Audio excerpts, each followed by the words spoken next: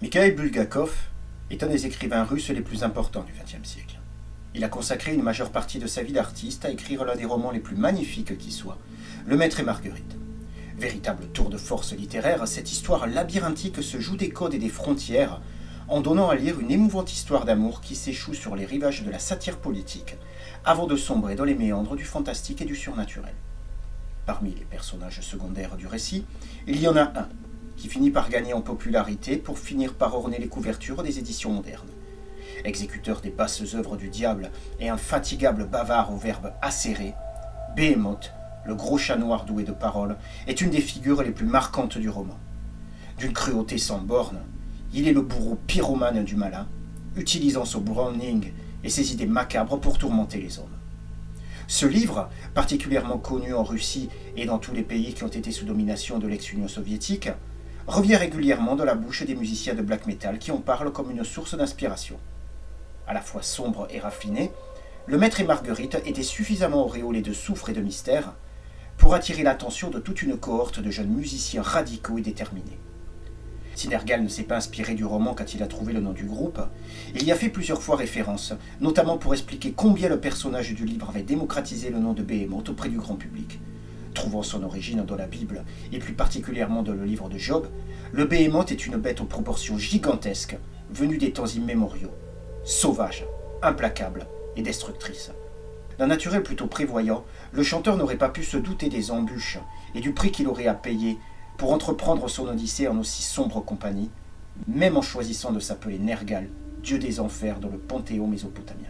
C'est dans le décorum grisâtre d'une Pologne besogneuse et traditionnaliste que le jeune Adam Narski voit le jour en 1977. Issu d'une famille à l'image de la société d'alors, le jeune garçon est un gamin sans histoire, plutôt bon à l'école et dans le sport. Il découvre le rock'n'roll à travers les disques de son frère aîné et flash immédiatement sur les groupes les plus électriques en prenant ses premiers cours de guitare classique. Ironiquement, cela sera grâce à sa première communion qu'il arrivera à récolter la somme d'argent nécessaire pour s'acheter sa première guitare électrique et ainsi se rapprocher des sonorités qu'il affectionnait tant. Quelque temps plus tard, et une fois marqué par l'indélébile morsure du métal extrême, Nergal découvrira le black metal et grâce à un tape trending rigoureux et millimétré, s'alimentera des productions des jeunes groupes underground de l'époque. Avec son compagnon de galère Baal et du synthétiseur de fortune familiale, ils créeront leur premier rythme et leur première composition, influencés par la toute jeune scène norvégienne qui fascinait à l'époque tout l'underground polonais. Nous sommes en 1992 quand le groupe sort une répétition enregistrée sur cassette. Nergal se surnomme alors Holocausto quand ses camarades choisissent les doux patronymes de Sodomizer et Unholy Desecrator. Fasciné par les pères fondateurs du black metal, le groupe ornera sa deuxième démo de classique cracheur de feu, exercice qui manquera au passage de coûter très cher à Nergal. Ce dernier s'étant pris un retour de flamme particulièrement violent lors d'un essai, lui brûlant toute une partie du visage. The Return of the Northern Moon, la très importante démo From the Pagan Westland et And the Forest Dream Eternally, assoit le groupe dans l'underground avant qu'ils ne sortent leur premier album, le super Sventevis, Snorming the Baltic. A noter que toutes les informations dans cette vidéo proviennent du superbe livre sorti aux éditions des Flammes Noires, The Devil Conquistador. Sobre et superbement illustré, il vous immergera dans l'histoire du groupe en proposant des témoignages des proches, des musiciens eux-mêmes et des techniciens qui ont travaillé avec eux. Biographie officielle validée par le groupe, il vous livrera bon nombre d'anecdotes inédites et qui ne sont pas dans cette vidéo. Influencé par la scène norvégienne, sa musique et ses événements tragiques, le black metal polonais prend une nouvelle tournure quand fut créé le Temple of Infernal Fire, autour de Xanthotol, Veles, Graveland et évidemment Behemoth. Très influencé par l'Inner Circle de Ronimus, ce groupuscule initié notamment par Nergal reprenait les codes inhérents au true black metal norvégien, jusqu'au bouddhisme, satanisme, occultisme et idéaux destructeurs étaient les piliers du Temple of Infernal Fire, où chacun de ses membres s'influençait de façon négative, s'envoyant des missives délirantes, où étaient parfois transcrits des schémas pour fabriquer des bombes quand elles n'étaient pas barbouillées de sang et de symboles ésotériques. Tout dédié à l'underground et ses codes, il était impensable pour les membres de cette organisation de donner des concerts, de céder aux appels du metal mainstream et de s'exprimer ailleurs que dans quelques fanzines triés sur le volet. Influencé par Cacharotte et Capricornus, alors membres de Graveland, le Temple of Infernal Fire finit par prendre un virage NSBM en affirmant de plus en plus ses positions extrêmes et militantes. Une séparation scinda alors les membres de l'organisation entre ceux originaires du nord de la Pologne, liés à l'extrême droite, et ceux du sud, dans une veine néo-païenne. Nergal fut exclu à cette époque de l'organisation et le Temple of Infernal Fire fut rebaptisé The Temple of Full Moon, histoire de marquer de manière claire et définitive la fin de l'ère Nergal. The Temple of Full Moon perdurera jusqu'à la réunion de 1995 à Skarlaska Poreba, où la police intervint et arrêta plusieurs musiciens, détruisant de nombreux documents en dissolvant l'association. Désormais placardé en tête de liste des groupes ennemis du black metal, Nergal sera pendant plusieurs années l'objet de moqueries et de menaces de la part des autres membres de l'organisation. Les concerts de Behemoth virent à cette époque l'arrivée de plusieurs individus armés venus en découdre avec le groupe, avec des battes de baseball cloutées et d'autres instruments contendants. Cette sale ambiance amènera Haro de Peruil à rendre jour visite à Nergal et Baal, armés d'un pistolet, obligeant les deux musiciens à l'expulser manu militari avant que la situation ne dégénère. Quasiment à la même époque, le groupe Thunderbolt sera notamment suspecté d'avoir incendié une église et assassiné un sans-abri. Les faits divers prenaient une tournure de plus en plus glauque. Les tensions finirent quand même par se calmer.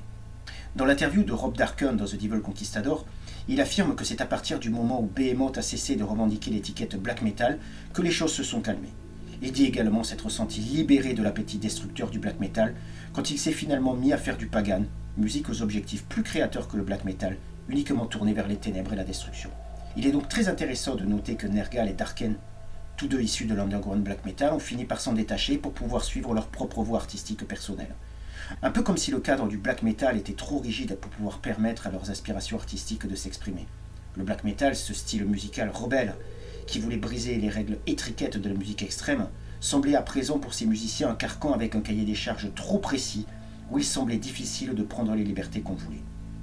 Mais pour en revenir au décontenu de Nergal à cette époque, bien évidemment éprouvé par toute cette haine, il n'en perdit cependant pas sa motivation et son courage. Corroborant le vieil adage qui dit « ce qui ne tue pas rend plus fort », le groupe affirmera de plus en plus ses positions, en finissant par quitter son pays natal pour jouer en première partie de groupes internationaux.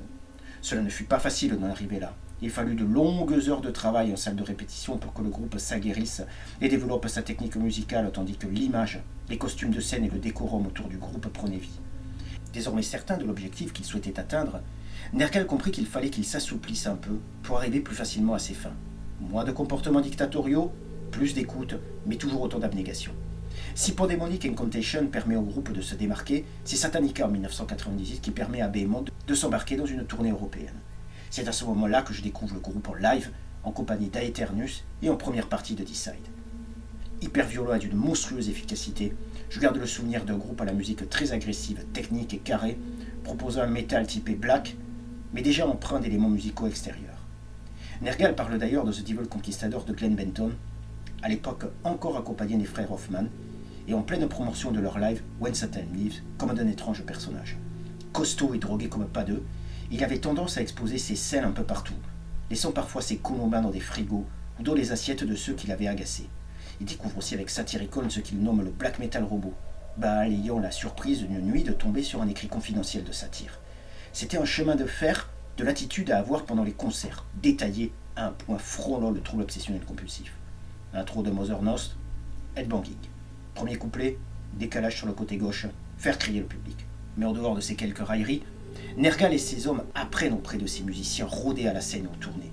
De la Biélorussie à l'Amérique latine en passant par les États-Unis, Behemoth est un infatigable routier qui se donne à 100% partout où il passe. Des froids polaires de sa tournée au Canada jusqu'aux bouges quasiment vides de sa première tournée américaine, le groupe construit petit à petit sa fin de base, sans oublier de s'amuser, ni de coller à l'état d'esprit rock'n'roll. Les jeunes musiciens picolent, multiplient les rencontres avec les groupies et affilent leur jeu de scène.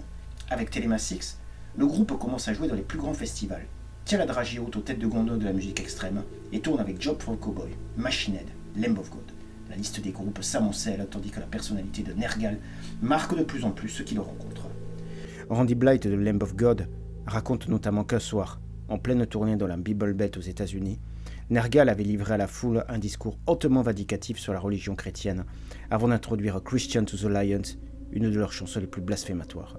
Ce soir-là, Blythe se rappelle avoir eu peur pour Nergal et Behemoth, sachant très bien qu'en ces lieux où les gens peuvent se promener librement armés, les Polonais n'étaient pas à l'abri d'un tireur isolé venu leur régler leur compte. Né dans une Pologne conservatrice et croyante, Nergal n'a jamais caché son antipathie par rapport à la chrétienté. En multipliant les attaques contre la religion, il s'est attiré un nombre important de détracteurs qui le considèrent comme un sataniste, voire une véritable menace contre la société. En demandant son excommunication à l'église polonaise, le musicien a su alimenter les polémiques en même temps qu'il se positionnait de manière clivante en divisant le public par ses positions. Gravissant petit à petit les marches du succès, Behemoth marque une étape supplémentaire avec ce qui reste considéré comme un de ses meilleurs albums, Demigod, l'esthétique affichée sur l'artwork et sur les photos promotionnelles surprenant les femmes. Excite les ténèbres et la forêt et place un cadre lumineux et froid donnant au groupe un aspect sophistiqué et presque déshumanisé. Calculant une fois de plus très bien leur coup, Nergal et ses hommes marquent leur différence en alliant le fond et la forme avec des chansons incroyablement précises, violentes et inspirées. Le groupe participe alors au Ozzfest, headline les tournées et tourne infatigablement à travers le monde. Attaqué en 2010 pour blasphème, il sera néanmoins relaxé. Le redoutable Évangélion enfonce le clou dans la chair encore mal cicatrisée de la blessure laissée par Demigod et affirme le style chirurgical du groupe. Fiancé à la star de la pop polonaise Dorota Rajewska, Nergal est désormais une icône en Pologne, donnant des interviews dans des journaux généralistes en ne perdant jamais une occasion d'envoyer une bonne mornifle à la religion. Juré à The Voice en Pologne, rien ne semble arrêter Nergal, qui démocratise l'image d'un musicien contre-courant du mainstream, proposant, quoi qu'on en dise, une musique violente soutenue par un discours assez constant depuis ses débuts. Mais au moment où tout semblait lui sourire, Nergal se voit diagnostiquer une leucémie et doit cesser toute activité pour se soigner. Armé d'un moral d'acier et déterminé à s'en sortir, le chanteur livrera une bataille difficile dont il ressortira profondément changé. Après des mois de convalescence et un difficile travail pour essayer de retrouver ses capacités d'antan, il finit par retrouver le chemin de la scène.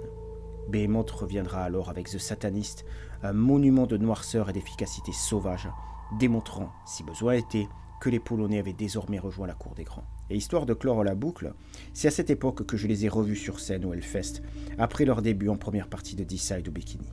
J'ai adoré les revoir à une place aussi haute sur l'affiche, pulvériser le public grâce à leur musique puissante et leur décorum savamment étudié.